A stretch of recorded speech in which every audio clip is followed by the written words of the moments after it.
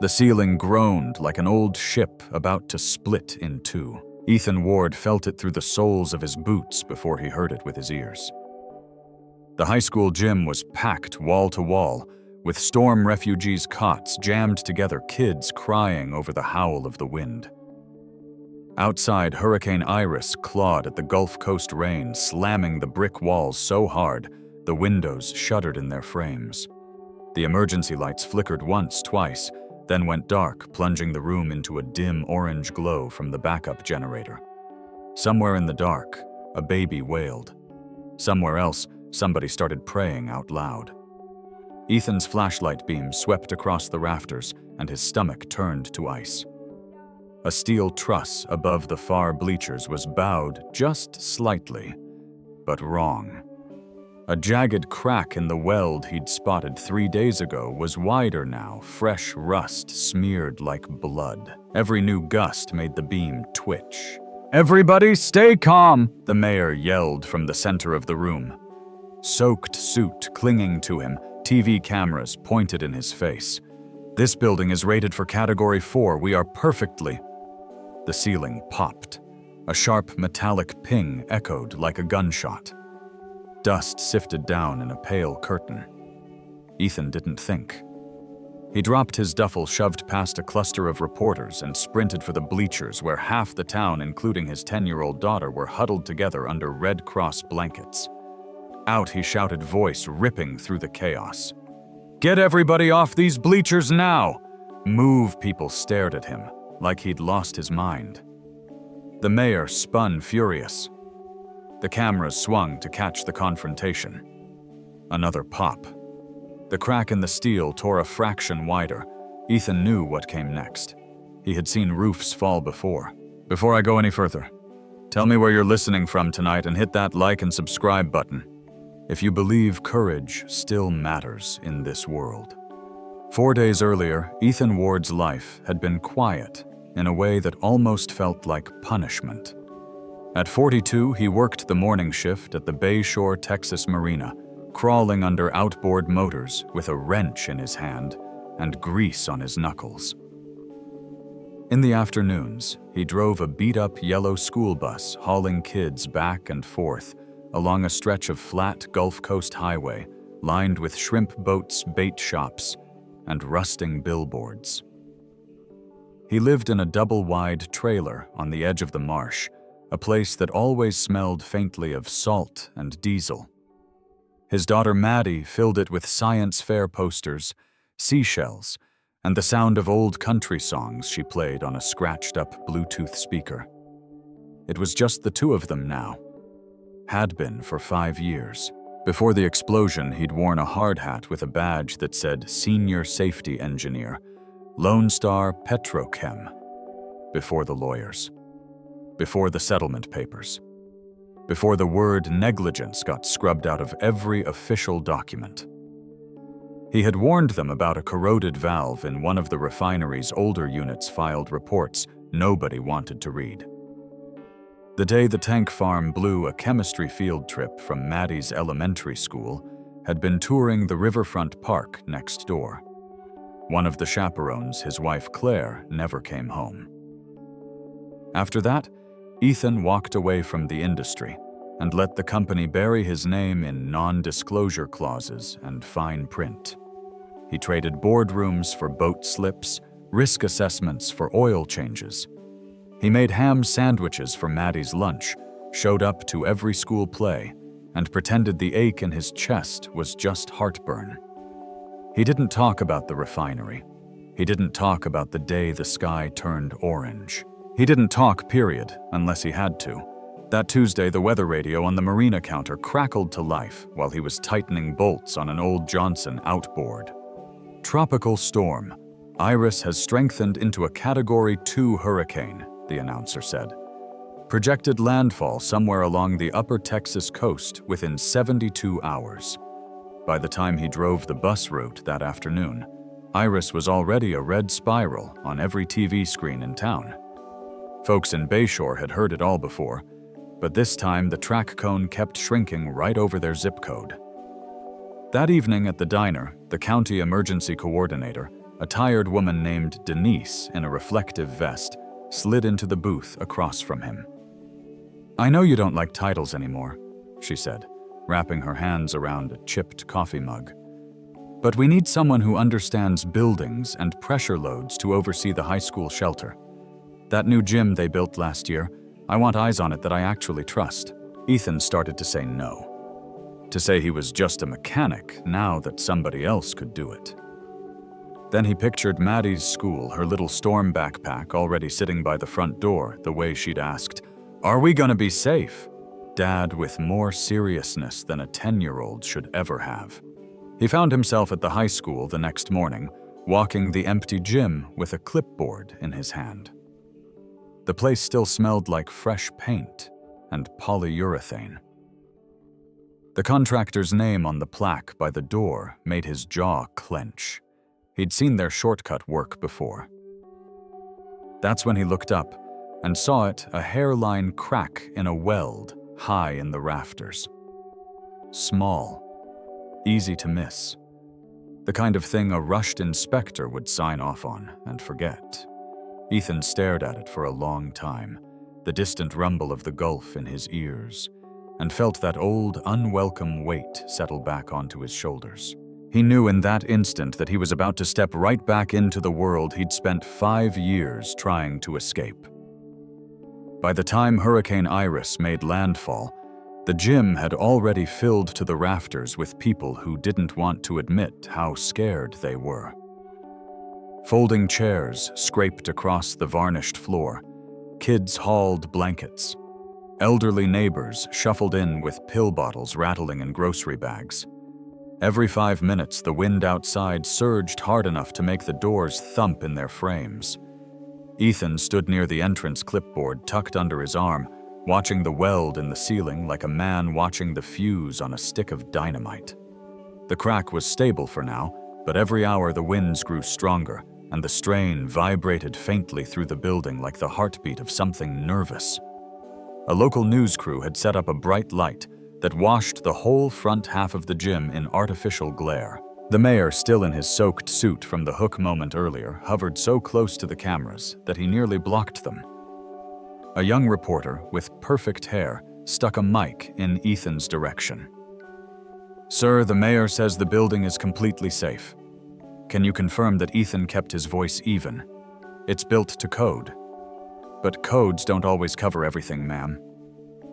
Her eyebrows rose. "So you're saying it isn't safe? I'm saying we should stay alert." That small statement was all it took. The mayor stepped in front of him like a bouncer blocking a fight. "Let's not stir panic," he said sharply, smiling for the cameras while shooting Ethan a glare just out of frame. "This gentleman is a mechanic, not a structural engineer.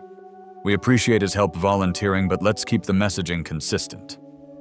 The reporter turned back to Ethan. "He says you're not qualified to give any structural assessment. Is that true?" He felt the heat rise in his ears. "I used to be..." But the mayor cut him off again. "Used to be, not anymore. And we're in a crisis. We don't need confusion." Ethan swallowed the rest of his sentence. He could have rattled off his degree, his years in petrochemical safety, the research papers he'd authored before everything went wrong. But the mayor wasn't looking for facts. He was looking for control. A couple of townspeople standing nearby overheard. One of them, a tall man with a camo cap and a styrofoam cup of coffee, muttered loud enough for others to catch it. "What's he doing here anyway? Last thing we need is some washed-up bus driver pretending he's in charge." Another voice chimed in. "Yeah, he got run out of the refinery, didn't he? Heard he screwed something up." Ethan felt the words hit him like grit in the eyes. They weren't true, not the way people thought, but he'd done nothing to correct them over the years. Silence had been safer. From across the gym, Maddie looked up from the table where she was helping younger kids draw pictures to distract them from the storm. She saw the mayor, the lights, the reporters, the cluster of whispering adults with glances sharp as pins. Her eyes darted to Ethan. The question on her face, "Are you in trouble?" was one he'd hoped she'd never have to ask again.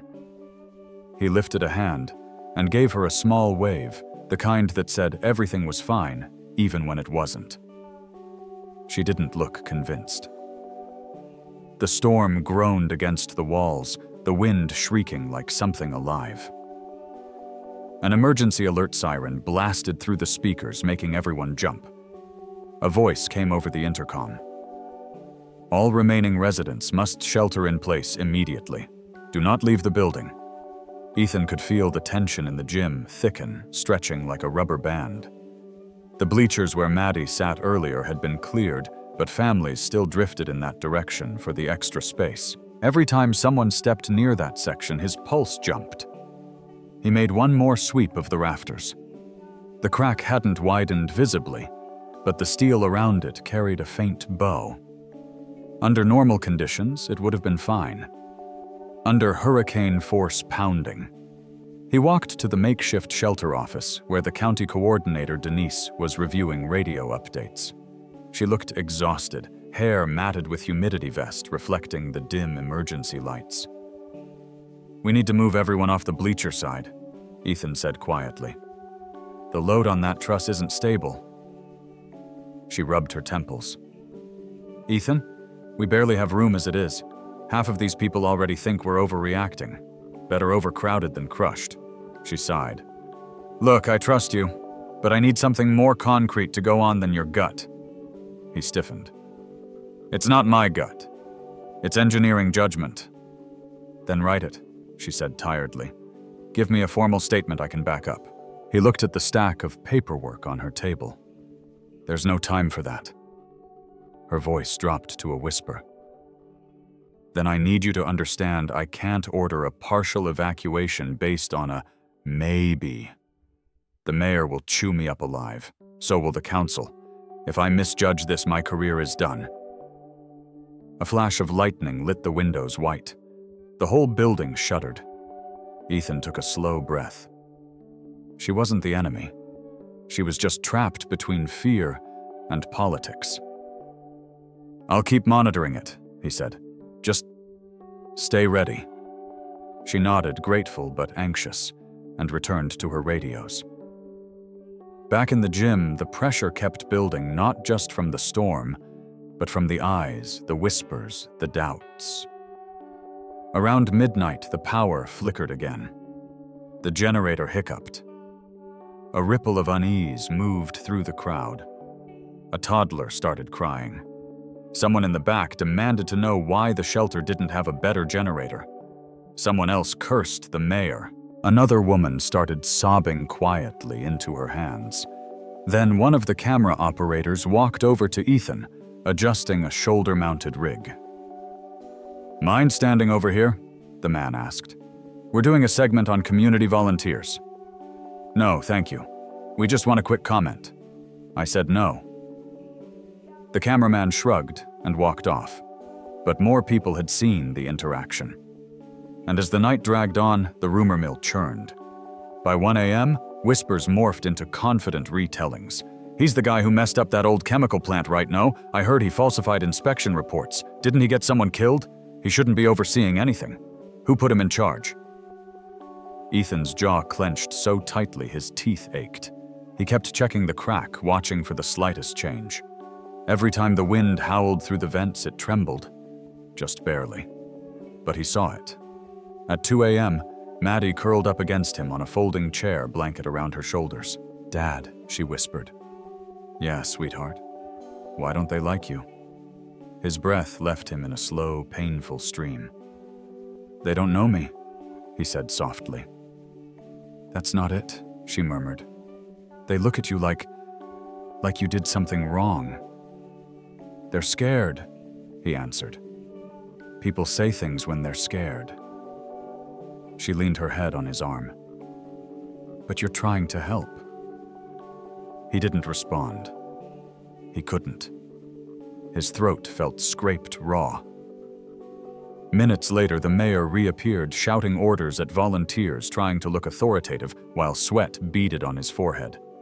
When he noticed Ethan inspecting the rafters again, he marched over. "I thought I made myself clear," he hissed. "Quit scaring people with your little doomsday act. Those rafters weren't welded right, Ethan said quietly. You need to clear that half of the gym. This building passed inspection. Inspections miss things. The mayor laughed under his breath. You really think you're qualified to? Ethan finally turned, meeting his eyes. Yes, I am.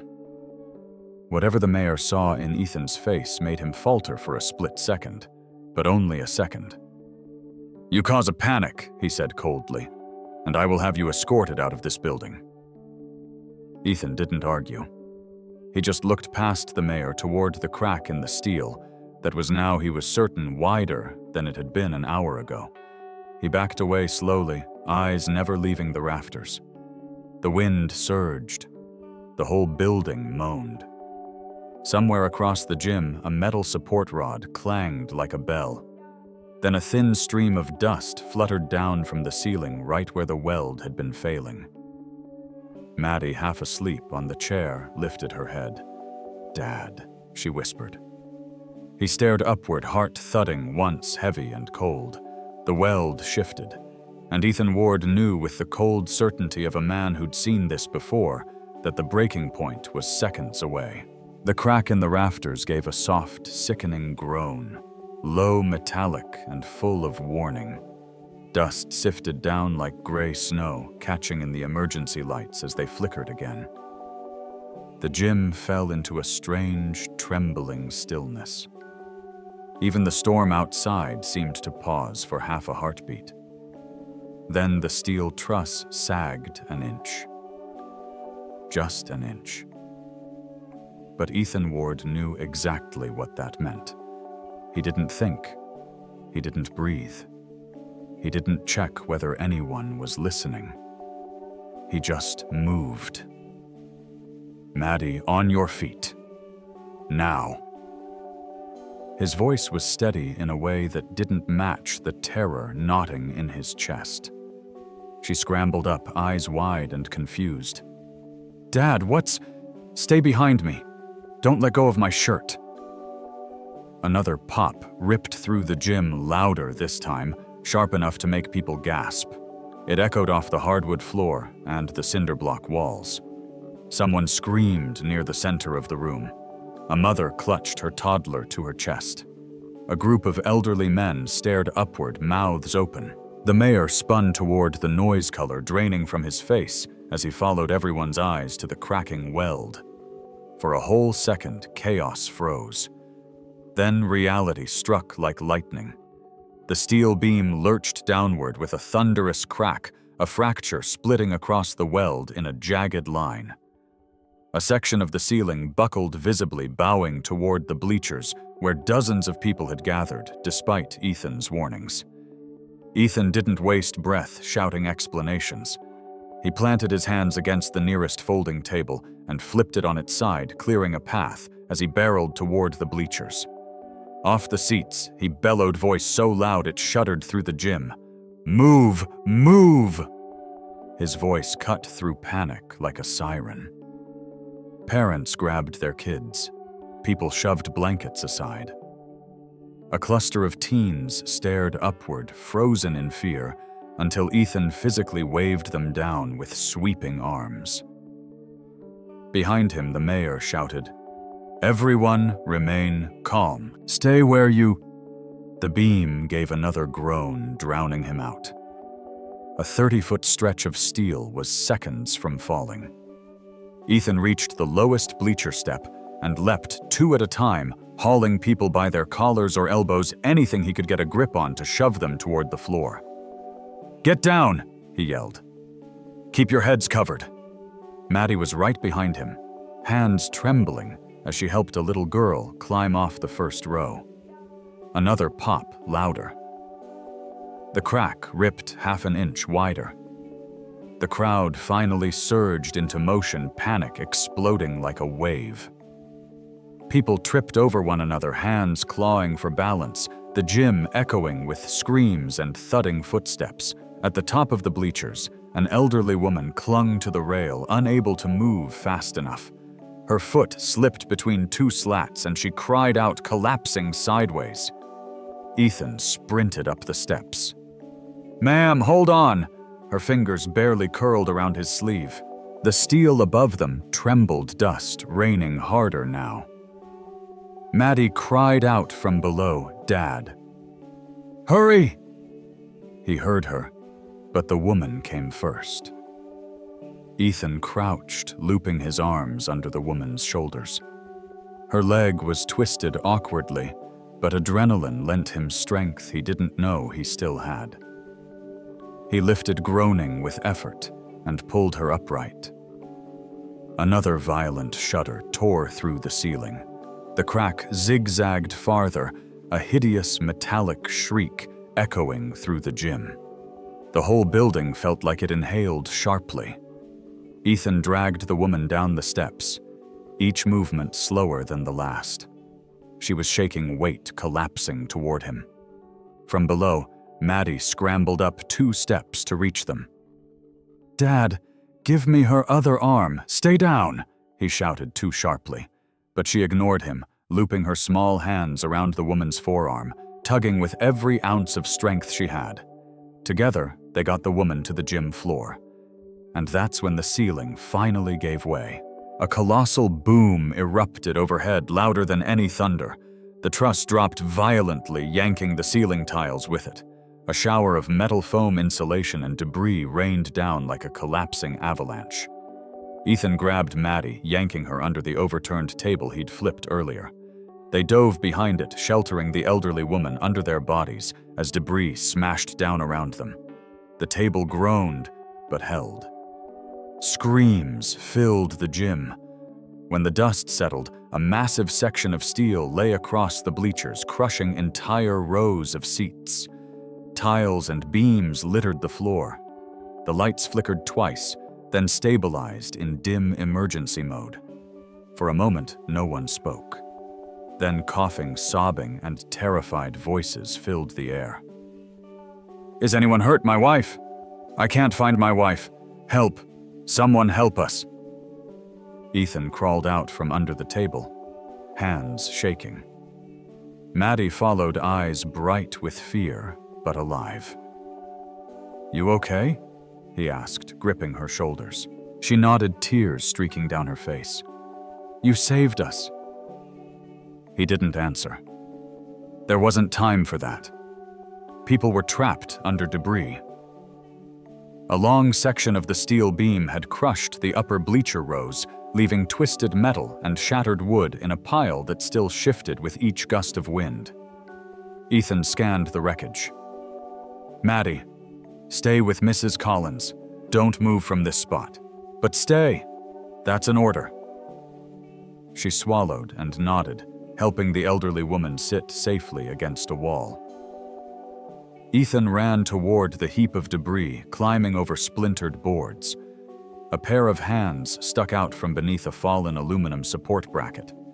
He heaved it upward, muscles burning, and freed a man in his 30s whose leg was pinned under a broken board. "Can you move?" Ethan asked. The man shook his head, teeth clenched. I think it's broken. Stay still. I'll get help."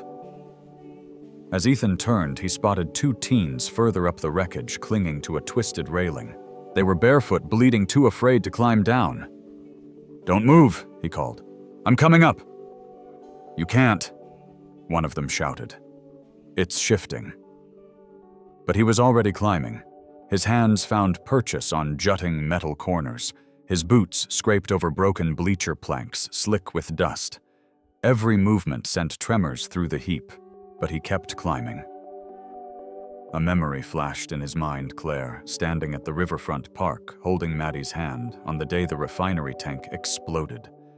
The shockwave, the smoke, the moment he realized he'd been too late to save the person who trusted him most. He wasn't going to be too late today. The teens reached for him, fingers trembling. Ethan grabbed their wrists, braced his foot on a solid beam, and lowered them one at a time. His muscles screamed from the strain, but he refused to let go until their feet hit the floor. All around them, volunteers rushed frantically to pull people from the wreckage, but it was Ethan moving with a strange calm that the shelter looked to. Even the mayor stared at him, as though seeing him for the first time. Within minutes, Ethan had freed 5 more people. A young mother sobbing with her toddler, a high school coach with a gash across his forehead, a teenager pinned by his backpack strap until Ethan sliced it free with a utility knife. He directed volunteers lifted metal pieces too heavy for anyone else, and coordinated makeshift medical care with a steadiness no one expected from a man who'd been dismissed as a washed-up bus driver. Residents watched him work with a mixture of awe and guilt. The cameraman from earlier filmed silently now, capturing the man who'd saved half the gym from being crushed alive. But then Ethan noticed something movement deeper in the wreckage. A faint cry. Someone calling for help. A small voice. His heart seized. He crawled toward the noise, yanking boards aside. The storm outside howled again. The roof groaned from another gust. More dust sifted down. He found her a little girl no older than 5, curled under a half-collapsed segment of bleacher, her legs trapped under a tangle of metal. "Hey," Ethan said gently, voice shaking now for the first time. "I'm here, sweetheart. I'm going to get you out." She sobbed, reaching toward him. He wedged his hands under the twisted metal and pushed. It didn't budge. He shifted angle and pushed again, muscles burning, sweat mixing with dust. Still nothing. He tried again, and again. Tiny fingers grasped his sleeve, desperate. A flash of Claire's hand in his memory the last time he saw her alive made his chest tighten until he could barely inhale. Ethan braced his knees, clenched his jaw, and summoned every ounce of strength left in him. The metal groaned, shifted, then lifted. Screams and cheers erupted as he dragged the child free, scooping her into his arms. Her mother rushed forward, sobbing uncontrollably as Ethan passed her, the girl collapsing to one knee as the adrenaline finally crashed. Someone grabbed his shoulder.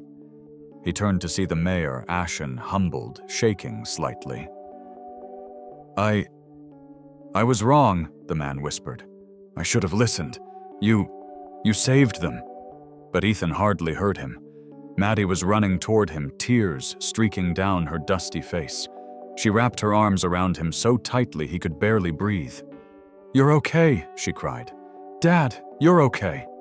He hugged her back, closing his eyes as the storm outside screamed, and the gym trembled, not with fear this time, but with the sound of people realizing who had saved them, who had warned them, who had stepped up when everyone else froze, and who had just changed everything in a single night. For a long moment, the only sound in the gym was the wind pressing against the battered walls and the labored breathing of hundreds of people who had just watched their lives flash before them. Dust still drifted through the air in thin gray ribbons. The fallen steel lay twisted across the bleachers, like the carcass of some metallic beast. In the center of it all, Ethan Ward knelt in the debris, one arm wrapped protectively around Maddie, the other braced on the cracked gym floor. His chest rose and fell like a man who had run a marathon in a single breath. The little girl he'd rescued was crying into her mother's shoulder, her tiny voice cracking with relief. A teenager he'd carried down earlier was staring at him with disbelief. Parents whispered his name to one another, piecing together the truth of what they'd just witnessed. It took a few minutes before anyone dared approach him.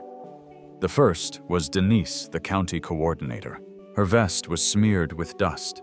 Her hair stuck to her forehead, her eyes red, not from injury, but from the realization of what almost happened under her watch. She dropped to a crouch beside Ethan. "Are you hurt?" she asked. Ethan shook his head. "Just winded." But Denise looked at him differently now, like she was seeing through years of silence and faded rumors. Behind her, the mayor approached with his suit torn at the shoulder, his expression a mixture of shock and shame. He hovered awkwardly before finally speaking. "You saved them," he said, voice trembling. All of them. Ethan didn't respond. He was too focused on Maddie brushing dust from her hair and checking her arms for cuts. She squeezed him back, whispering so only he could hear, "I knew you'd save them, Dad." A few reporters stood several yards away, cameras lowered, not daring to interrupt. The lens that had followed Ethan earlier with suspicion now lingered on him with reverence, trying to capture the face of the man who had done the impossible. A volunteer ran forward. "We need someone to assess the rest of the building," he said breathlessly. It's shifting in places. We don't know what's safe anymore." All eyes turned to Ethan. Even the mayor's voice softened. "We need you," he said, "if you're willing."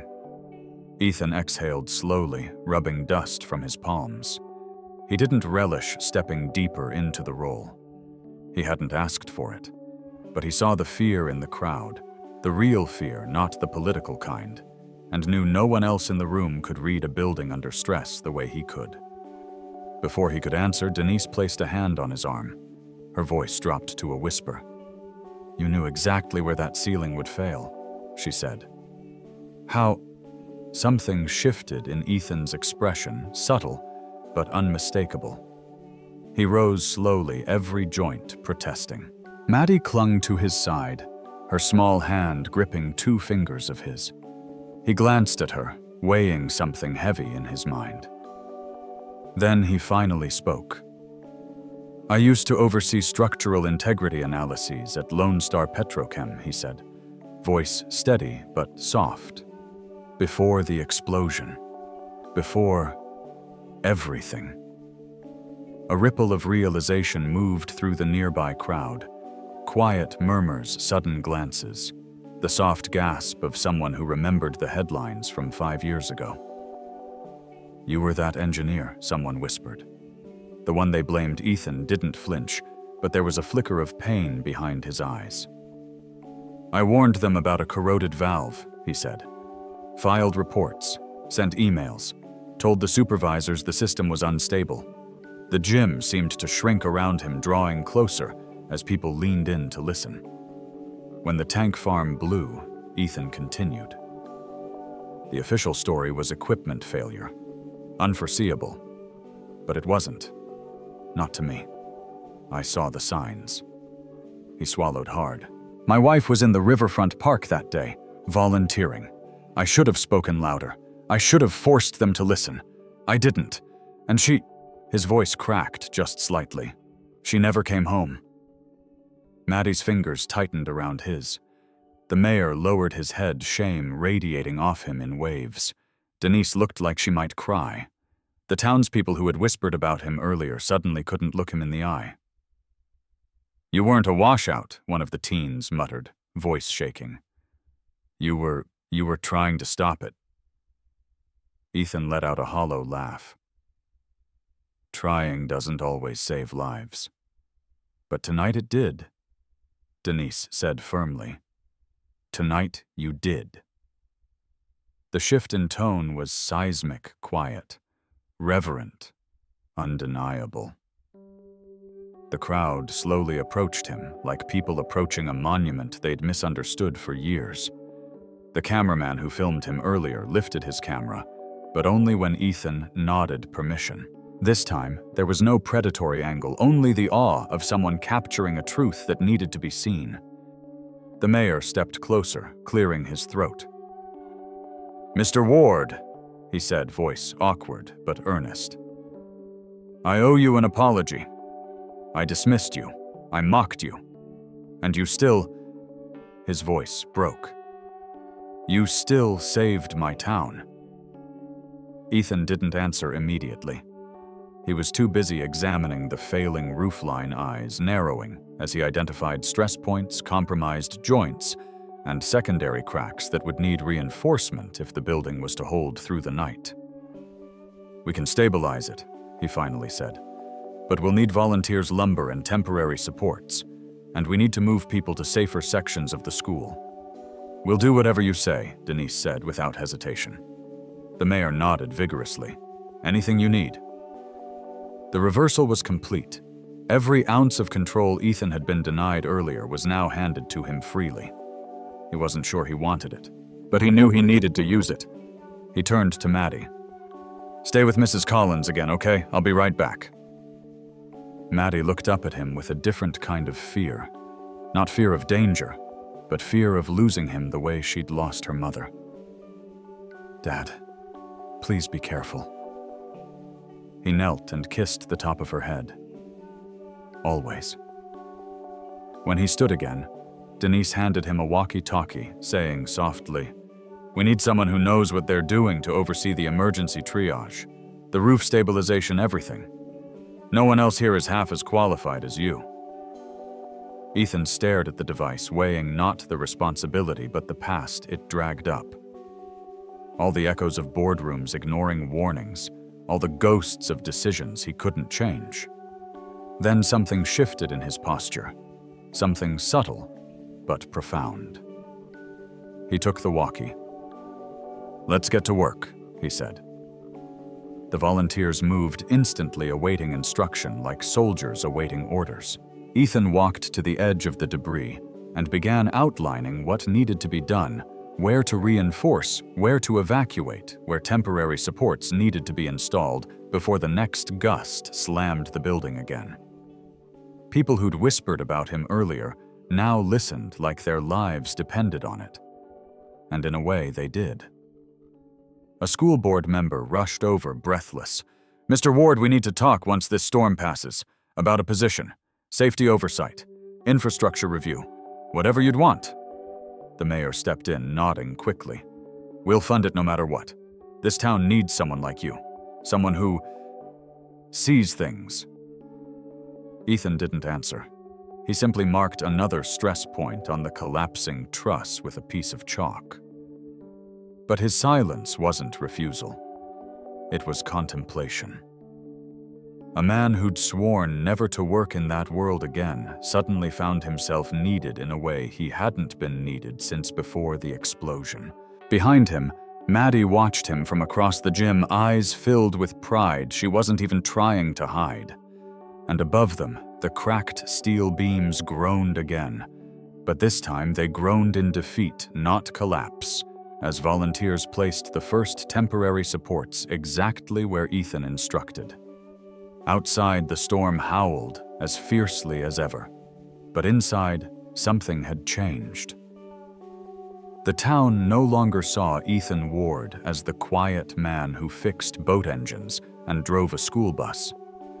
They saw him as what he had always been, a man who faced disaster with unshakable resolve, a man who warned, fought, and never ran, a man who saved their lives. And as the temporary supports locked into place and the gym slowly steadied under his guidance, Ethan realized something too. This wasn't just the aftermath of a rescue. It was the beginning of something much bigger, a responsibility he hadn't asked for, a truth he could no longer hide, and an opportunity he never thought he'd be offered again. Tomorrow, when the storm passed, someone would come looking for answers about why the ceiling nearly took out half the town. And for the first time in years, Ethan planned to tell the truth loud enough that no one could ever bury it again. By sunrise, the storm had blown itself out, leaving behind a bruised sky and a school gym that looked like the inside of a cracked egg. Emergency crews finally arrived, pushing through the flooded streets with boats and trucks. Paramedics moved between the makeshift cots, treating cuts and sprains, checking vital signs, offering blankets and warm drinks. But everywhere Ethan walked, people stopped him. Some to shake his hand, some to thank him, some because they didn't quite know what to say, but needed him to see the look on their faces. Gratitude, shock, even a little shame. One of the men who'd mocked him at the grocery store, camo hat, styrofoam coffee, all bluster, approached with his hat in his hands. "I owe you an apology," he said quietly. "I didn't know who you were. Didn't understand what you'd been through. You kept my boy alive last night. I won't forget that." Ethan didn't rub salt in the wound. He didn't need to. He just nodded the kind of nod that forgave without making a show of it. The mayor lingered beside the collapsed bleachers, staring at the twisted metal as if seeing his own pride lying there in the rubble. When he approached Ethan, he looked smaller, somehow, humbled. "I've already called the state inspector's office," he said. "They'll review the construction logs, the contractor's work, the oversight committee. I need to be accountable too." Ethan respected that more than any apology. Outside the gym, reporters framed their camera shots with the damage behind them. But this time, when they asked for a statement, they weren't looking for a soundbite. They were looking for truth. Ethan stepped in front of the microphones, but he didn't grandstand. He gave the facts. He explained the weld failure. In simple terms, praised the volunteers, praised Denise, praised the teachers, who kept their students calm. When a reporter asked how he'd spotted the flaw when official inspectors hadn't, Ethan hesitated only a moment. "I've spent years looking at structures that can't afford to fail," he said. "Last night wasn't the first time I saw a disaster coming, but it was the first time I got there early enough to stop it." Several reporters froze at that line. They'd heard whispers about Lone Star Petrochem. Now the missing pieces clicked into place. Denise stepped forward, placing a hand on Ethan's shoulder. "We'll be conducting a full investigation into how this building passed inspection," she said. "And we'll be asking Mr. Ward to advise us on safety policy moving forward." The mayor nodded. "If he's willing." Ethan didn't answer right then. Not because he doubted the offer, but because he wanted one thing first. He turned to Maddie, kneeling so he could look her in the eyes. "You doing okay?" he asked. She nodded, then wrapped her arms around his neck. "You didn't let anyone get hurt," she whispered. "Just like Mom would have wanted." He held her a long time, letting the weight of those words settle in a place inside him he'd kept locked for years. 2 weeks later, after the town cleaned up broken glass after parents returned to work and kids returned to temporary classrooms, a new chapter quietly began. The school board held a small meeting, not in some big hall, not with cameras, but at a folding table in the library with coffee brewing in a tired old machine. They slid a folder across the table toward Ethan. "Director of Community Safety and Infrastructure," the chairwoman explained. "Countywide oversight. Full authority to halt projects, demand repairs, or revise building plans. Flexible hours so you can keep driving the bus if you want to." The salary was decent. The respect behind the offer was priceless. Ethan took the job. He didn't do it for the title. He didn't do it for the paycheck. He did it because he'd spent 5 years trying to outrun a tragedy that had already caught him. Now maybe he could finally outrun the guilt. A year passed. The high school gym was rebuilt stronger, safer, its steel beams gleaming overhead like a promise. The town's emergency plans were rewritten from the ground up. Ethan's name was on the first page. People waved when he drove the school bus. Kids yelled, "Hi, Mr. Ward," from porches as he passed. Local contractors began calling him to inspect sites before final sign-off. Even the mayor, now re-elected with more humility, asked Ethan to join advisory meetings not for optics, but for wisdom. And Maddie. She started a science club, proudly telling everyone her dad was the guy who keeps the whole county safe now. One warm spring afternoon, just before dismissal, she found Ethan standing beside his bus clipboard, in hand checking the emergency lights above the back door. "Dad," she said softly, tugging his sleeve. "You look happy. Really happy." He smiled, not the tired kind he used to force, but a full, easy smile that reached his eyes. "I am," he said. "Took me a while, but I am. You think Mom would be proud?" He looked out across the field, the grass waving in the breeze like ripples across a quiet bay. "I think she'd say, 'We're finally okay,'" he answered, "and that's enough for me." When the last bell rang and the afternoon sun stretched long shadows across the pavement, Ethan climbed into the driver's seat of his bus. Maddie hopped into the front row, humming softly as she packed away her books. The rebuilt gym stood on the hill behind them, sturdy and shining, no longer a place of fear, but a symbol of what they'd survived and who had kept them safe. Ethan started the engine, the rumble steady beneath his hands. And as he pulled out of the school parking lot, the narrator inside, all of us could almost say the lesson out loud. Sometimes life breaks in front of you. Sometimes the world ignores your warnings. But when the moment comes to stand your ground, courage has a way of rebuilding everything that fell apart. One beam, one night, one ordinary man who refused to walk away. And sometimes that's all it takes to change a whole town's future.